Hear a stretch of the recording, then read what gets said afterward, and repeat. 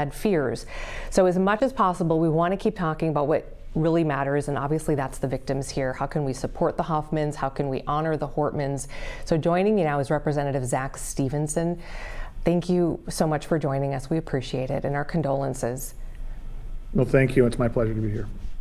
We know that your working relationship with Speaker Emerita Hortman as a committee chair, you worked with her very closely. Can you tell us a little bit about your relationship with the Hortman family, and Melissa Hortman outside of work? Yeah, I met Mark and Melissa Hortman in 2002. I was a senior in high school, and Melissa was running for the House for the second time. Yeah, I don't know if many people know she actually lost twice. Yeah. Before she won on the third attempt. And so this was her second campaign I volunteered on and got to know both Mark and Melissa as well as their children then, but particularly in 2004 in her first winning campaign, which I was the manager of. That's incredible. And I've heard from other folks that she almost let it go and said, I'm not going to do this anymore, and kind of was talked back into going again. Yeah, Melissa's entire career was full of opportunity, times when she was knocked down, but got back up and kept going and persisted. And, the full 20 plus years of her political career wouldn't have been possible but for that persistence of getting back up off the mat time and time again. We would love to hear more about Mark Hortman. We have so many opportunities to hear about Melissa, which has been amazing. Fewer for Mark, and it seems like from the accounts we have had, an incredibly authentic person and clearly so supportive of Melissa and her career and their children. What can you tell us about Mark? The first thing I always tell people about Mark is he's just a good dude. I mean, I think that's the best way to phrase him. He was a guy who always seemed to have a smile on his face. He was so good-natured. He was funny and fun to be around. He, had an interest in politics, certainly, but he was not a political person. That was not his focus of his life. He was a guy who had a lot of hobbies. He loved to build things and play billiards a lot. He had a lot of friends, a lot of people who cared about him, and I'm really going to miss him. He was a really, really good dude. Can you talk a little bit about the supporting role that a spouse or kids or family members have when you have the kind of job that you all have? And it's been getting harder and harder over the time that I've been in office, but certainly when you go back to when Melissa started in 2004, it's a very different experience, but it is very difficult. When the legislature is in session, we're here for 12 plus hours a day, 7 days a week at times, and so oftentimes for partners and kids, they're left behind kind of managing the home front and taking things on. Oftentimes we look for ways to incorporate them in. It's not uncommon, and certainly Melissa's kids were familiar faces around the Capitol when they were growing up. But there's a tremendous amount of sacrifice, and these days with the partisan politics volume being turned up and up and up, it is getting increasingly frightening and harder for families in that way. Yeah, and one thing that, one of our sort of lasting memories of Speaker Emerita Hortman was as the session was closing out and the special session and the tough decisions that she had to make there. And many people who follow politics may remember one of the last interactions she would have had with the media where she was really emotional. I'm wondering if you can talk to us about how rare or common that was, and how you were feeling for her during that time. It was a really difficult moment. In order to strike a budget deal and keep government functioning, we have a tied House right now.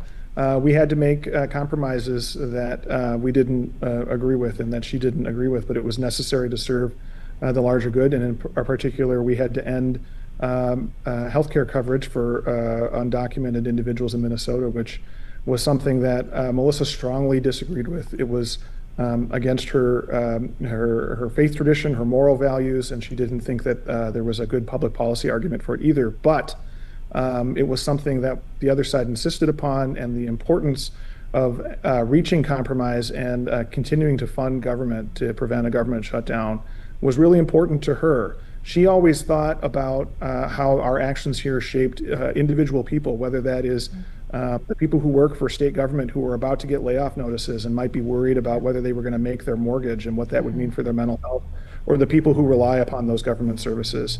That was what was on the top of her mind, and why she was willing to take the actions that she took. Yeah.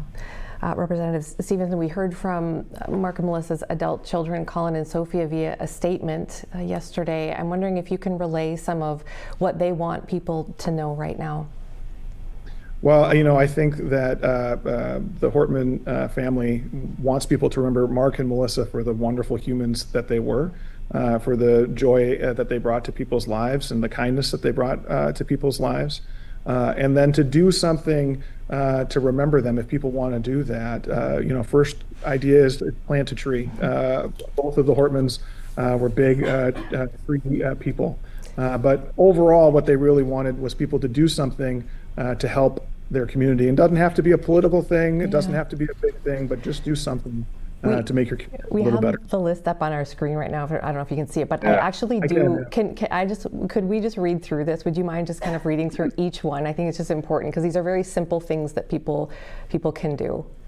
Yeah, plant a tree, like I said. Melissa in particular, but Mark also, were big lovers of trees, and actually one of the quieter priorities that Melissa had as a legislator was to try and get more trees planted in Minnesota.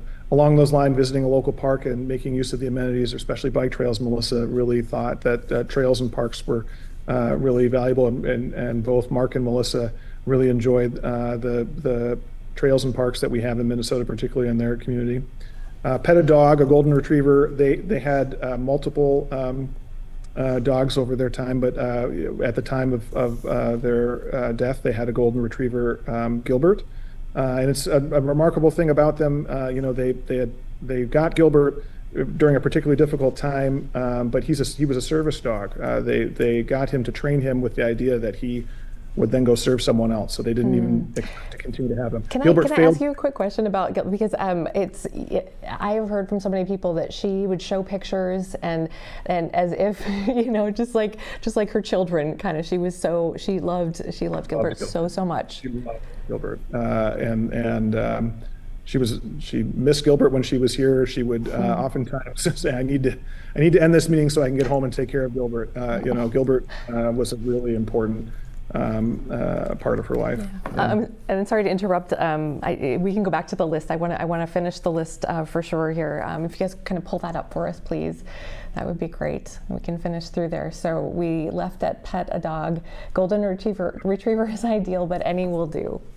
Yeah, they love dogs generally, but the golden retriever. Tell your loved ones a cheesy dad joke. Mark loved a good joke, and both of them had a phenomenal sense of humor.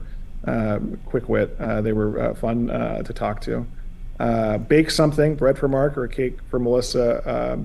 One of the ways that Melissa coped with stress was baking for other people. She would bring into the Capitol any manner of cakes. She had a mojito cake that she was particularly proud of, and I remember this last year, but she would bring in all manner of baked goods.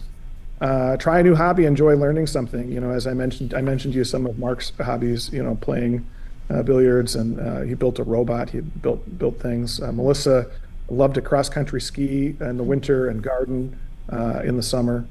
And then stand up for what you believe in, especially if that's justice and peace. And obviously that was something that was very important to their family. It was Melissa's work. Mark also really cared about our public life, even though it wasn't the center of his life. It was something that was very important to him. As I look behind you, it looks as though you're at the Capitol right now. I am. Is that right? Yeah. How is that? I was going to ask you about sort of going back and if you had yet.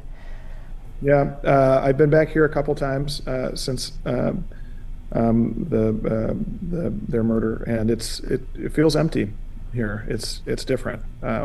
There's a missing piece here at the Capitol. But one thing that's been really great is that thanks to Melissa's leadership, we have a very close-knit caucus, and we have been able now that their killer has been captured and the public safety threat is over. We've been able to gather together and draw strength from each other, and that has been really wonderful. So it's at times sad to be here, but it's also wonderful to be around other people who loved Melissa and who Melissa loved.